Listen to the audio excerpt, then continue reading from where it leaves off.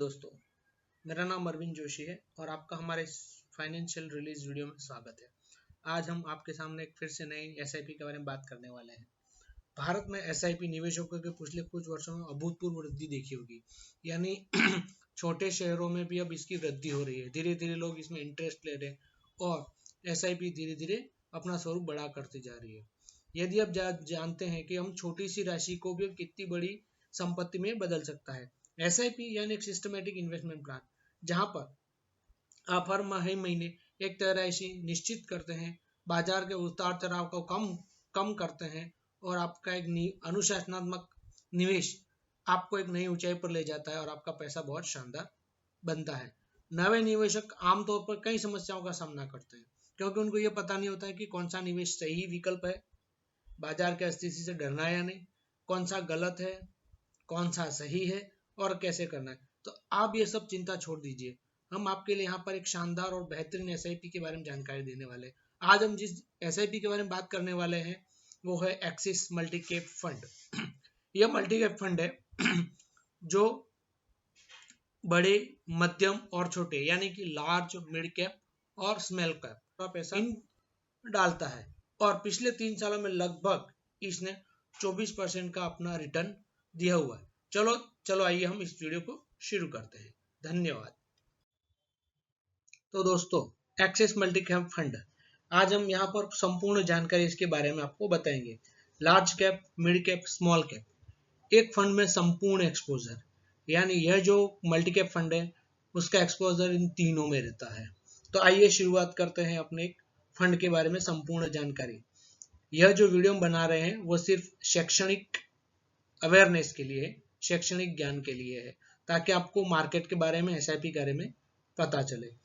जब भी आप कोई भी निवेश करते हैं तो आप अपने वित्तीय सलाहकार से जरूर संपर्क करें। हाँ, और यदि आपको हमारा वीडियो अच्छा लगे तो आप इसको लाइक कीजिए, सब्सक्राइब कीजिए और शेयर कीजिएगा। और हाँ दोस्तों, लास्ट तक बने रहिएगा, मैं आपको लास्ट में एक अच्छा टिप दूंगा जो आपके शायद भविष्य में काम आएगा फंड के बारे में।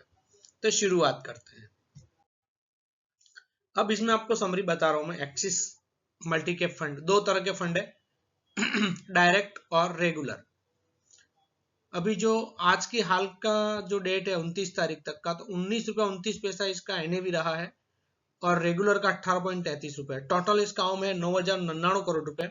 एक्सपेंस रेशियो डिफरेंट करता है, डायरेक्ट में है 0.73% और रेगुलर में 1.77%। हाई रिस्क नहीं है, जो मॉडरेट है, जोखिम प्रोफाइल है।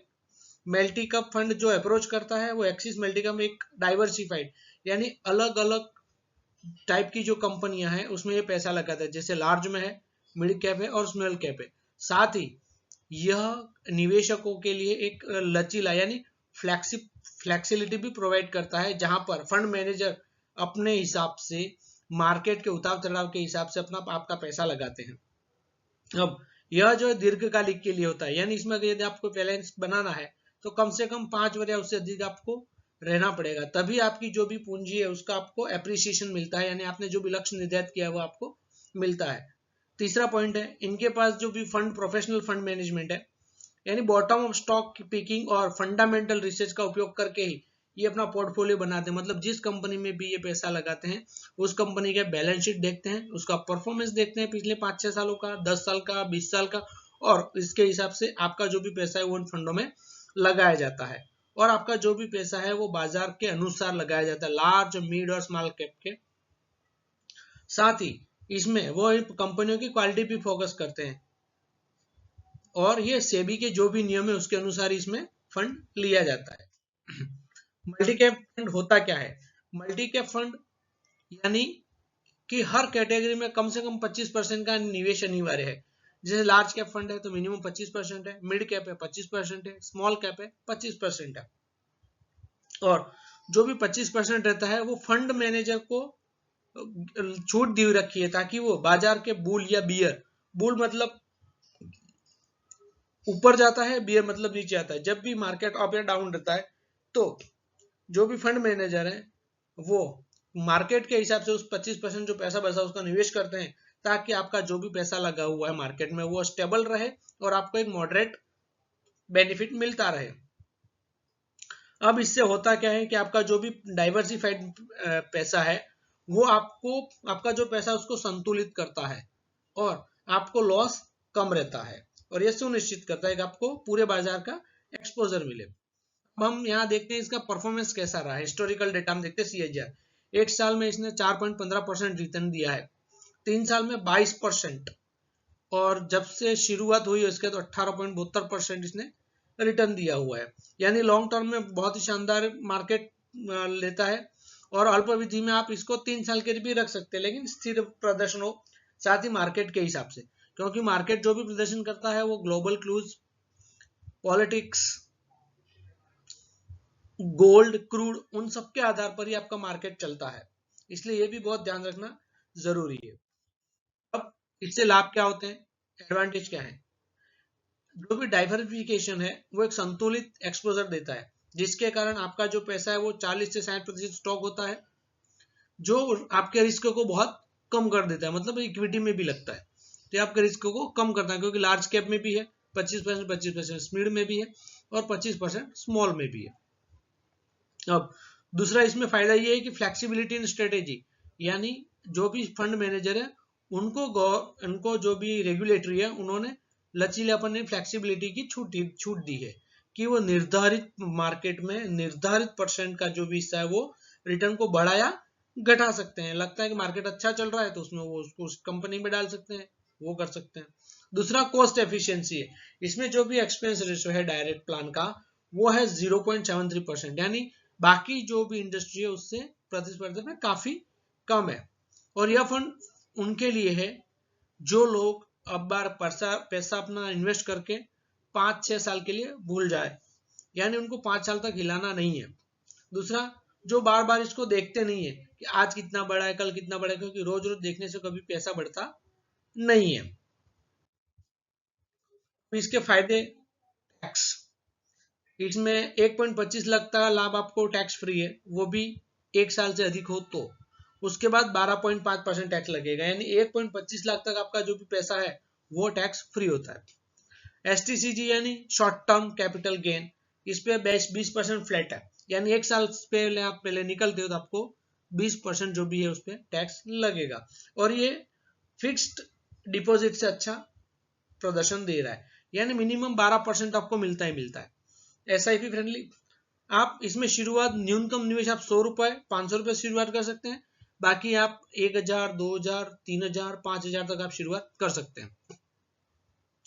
जब भी आप इसको SIP के रूप टर्म में करते हो तो आपको फायदा ये होता है कि आपका जब भी मार्केट ऊपर आएगा तो NAV कम मिलते हैं, मार्केट कम जाएगा तो आपको NAV यानी नेट एसेट वैल्यू जो भी होता है वो आपको ज्यादा मिलते हैं। तो टाइमिंग के हिसाब से वो जो एवरेज होता जाता है और आपको एक समय में ज्यादा NAV है तो इस वजह से आपको पैसा ज्यादा अच्छा मिलता है।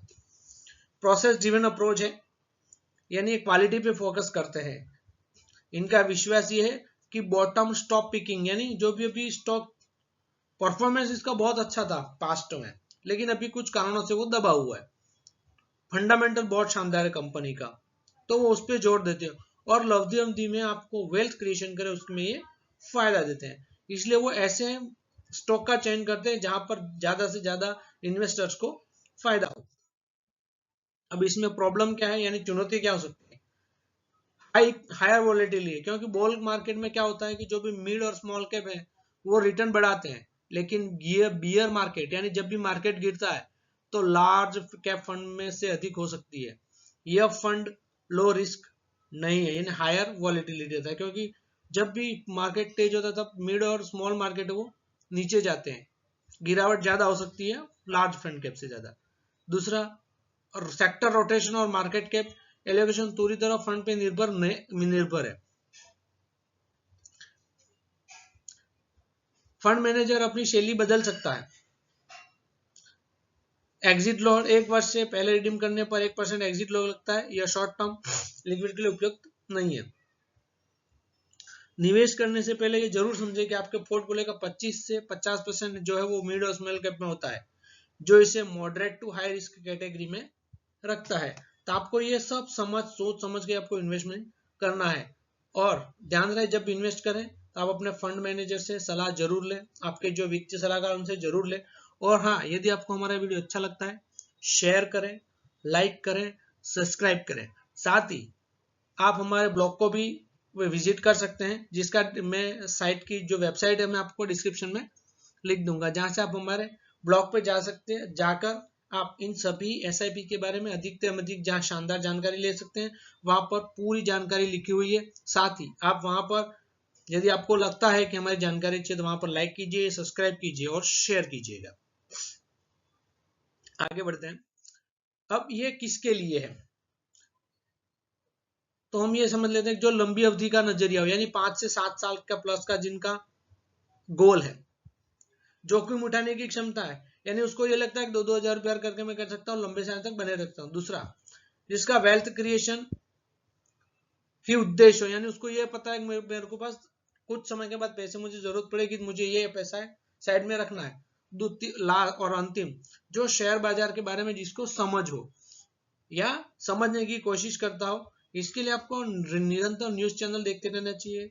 विभिन्न तरह के वीडियोस यूट्यूब पे आते हैं, वो भी देखने चाहिए, ताकि आपको शेयर मार्केट के बारे में पता चलेगा, एसआईपी क्या होती है उसके बारे में भी पता चलेगा, काम कैसे करती है। यदि आप 3 साल से कम के लिए इन्वेस्ट करते हैं तो आपको दूर रहना चाहिए। कैपिटल प्रोटेक्शन चाहिए तो भी दूर रहना चाहिए, तो आप इसके लिए एफडी कर सकते हैं, पीपीएफ कर सकते हैं। नियमित मासिक आय, यानी आपको ये लगता है कि हर महीने में इन्वेस्ट करूं तो आपको डिविडेंड मिले, तो इससे दूर रखना चाहिए। और जिसको ये तक बाजार गिर के जीरो हो जाएगा तो उसको तो बिल्कुल नहीं करना चाहिए। यहाँ पर आपको एक सिनेरियो बता रहा हूं मैं। मान लो कि आपने 5,000 रुपए इन्वेस्ट किए हो 10 साल के लिए, यानी 120 महीने। एक्सपेक्टेड एनुअल रिटर्न जो मैं रखता हूँ वो 12% रख रहा हूँ। टोटल इन्वेस्ट आपका 6 लाख रुपए होता है। तो आपका टोटल जो एक्सपेक्टेड गेन जो होगा वो 5.5 से लेकर 7 लाख के बीच में होगा। यानी आप 6 लाख रुपए इन्वेस्ट करते हो तो आपको 13 लाख रुपए तक का पेमेंट मिलता है, वो भी 10 साल में। ये एक आपको एग्जांपल दे रहा हूं। इससे ज्यादा भी हो सकता है, कम भी हो सकता है, डिपेंड करता है कि मार्केट परफॉर्म कैसा करता है। क्योंकि ये जो इसने पास्ट में जो परफॉर्मेंस दिया है वो भी कर रहा है नहीं कर रहा, उसकी कोई भी गारंटी नहीं है। इसलिए जब भी निवेश करें अपने प्रोफेशनल या आपके जो भी फाइनेंशियल एडवाइजर है उनसे संपर्क जरूर कीजिए, फिर इन्वेस्ट कीजिए। और फिर हम देखते हैं कि स्टेटअप, एक मुश्त और स्टेपअप, यानी आपने लमसम जमा कर दिया, मान लो 2 लाख रुपए निवेश कर दिया, ठीक है, और आपको 14% का रिटर्न मिल रहा है इस पे, तो आपको 7 साल में 5 लाख रुपए मिलते हैं, यानी 3 लाख रुपए का लाभ होता है। अब यही हम इसको कुल निवेश मासिक एसआईपी में करते हैं। तो आप जैसे देख सकते हैं, मैंने यहाँ पे बताया है 3,000 रुपए का 37,000 मिलेगा। एक साल में आपका निवेश 36,000 होता है। फिर आप 3 साल में 1,34,000 भरते हैं, 1,56,000 मिलता है। फिर हम 10 साल की बात करते हैं तो 6.5 लाख के आसपास भरते हैं, 10 लाख 9.5 लाख के आसपास आपको पैसा मिलता है। तो हम गणना 12 से 14% के औसत पे कर रहे हैं। ये आपको 22% भी दे सकता है, 18% भी दे सकता है, डिपेंड करता है मार्केट कैसे चल रहा है और कैसा है, ठीक है। तो ये आप जरूर ध्यान रखिएगा। अब कुछ सवाल यहाँ पर मैं आपको इसलिए बता रहा हूँ ताकि आपको ध्यान रहे, हो सकता है आपको मेरे तरफ कष्ट रह गया हो या आपको कुछ जिज्ञासा हो। तो जैसे न्यूनतम निवेश कितना कर सकते हो, तो लमसम में आप 5,000 कर सकते हो, और न्यूनतम 100 रुपए से आप शुरू कर सकते हो। और दूसरा, आप यदि ऑनलाइन शुरू करना चाहते हैं तो मैं वो लिंक भी इसमें रख दूंगा, तो वहां से क्लिक करके आप आसानी से अपना म्यूचुअल फंड शुरू कर सकते हैं। डायरेक्ट और रेगुलर प्लान में क्या अंतर, अब ये जानना बहुत जरूरी है। डायरेक्ट प्लान में डिस्ट्रीब्यूटर का कोई कमीशन नहीं होता है, इसलिए एक्सपेंस रेशियो कम होता है 0.73%। रेगुलर प्लान में कमीशन शामिल है। ये आप गूगल पर देख सकते हैं, इसमें कोई गारंटी नहीं है, क्योंकि मैंने भी डेटा वहां से लिया है रिसर्च करके, इसलिए आप यहाँ अपने फंड आपके जो भी सलाहकार है उनसे संपर्क करके फिर जान लीजिएगा। फंड मैनेजर एक अनुभवी टीम होती है, जिनके पास बहुत शानदार नॉलेज होता है, अनुभवी होते हैं, जिनको मार्केट का पूरा ज्ञान होता है, सर्टिफाइड होते हैं और वो रणनीतिकार होते हैं, इसलिए वो कंपनी उनमें फंड मैनेजर के रूप में देखते हैं। अब इसमें डिविडेंड प्लान भी उपलब्ध रहता है, ग्रोथ और डिविडेंड, यानी इनकम डिस्ट्रीब्यूशन कैपिटल विड्रॉल, यानी हर महीने आपको डिविडेंड मिलता है। तो वो भी आप गूगल कर सकते हैं कि आपको किस टाइप का फंड चाहिए और कैसे आपको इन्वेस्ट करना है, ये आप यह देख सकते हैं। टैक्स के बारे में जान लेते हैं, एसआईपी बेहतर है या लमसम। तो बाजार पे निर्भर करता है, आवश्यकता नहीं है। सिस्टमेटिक में आपको जोखिम कम रहता है, स्वचालित और अनुशासित है, मतलब अब हर महीने पैसा कटता जाता है एक समय पे। आप किसके लिए है? ये जो जिनको हर महीने सैलरी मिलती है और जिनको पता है आगे से क्या करना है। लमसम इसमें कोई भी जरूरी नहीं कितना समय है, जब भी चाहे जब प्रवेश कर सकते हैं। बाजार गिरने पर प्रभाव कंप्लीट रहता है, उसकी कोई गारंटी नहीं है। मैन्युअल निर्णय की आवश्यकता होती है। बोनस या बड़ी राशि प्राप्त करने वाले, यानी किसी को लगा कि यार भाई बोनस आ रहा है दिवाली पे, चलो लमसम में डाल दिया, फिर कहीं से फिर ज्यादा पैसा फिर डाल दिया, तो उसको लमसम बोलते हैं। एसआईपी यानी हर महीने छोटा अमाउंट कटता जाता है। अब टैक्स एम्प्लीकेशन तो मैंने आपको जैसे बता ही दिया था पहले ही, लेकिन फिर भी बता दें, शॉर्ट टर्म में 20% है, लॉन्ग टर्म में 12.5% है, और वो भी प्रथम 1.25 लाख तक आपको टैक्स फ्री है। उसके बाद अगर ऊपर जाता है तो आपको फिर टैक्स लगता है गवर्नमेंट के स्लैब के हिसाब से। अब जब भी कोई म्यूचुअल फंड लेना है तो आप क्या कर सकते हो चेकलिस्ट के लिए?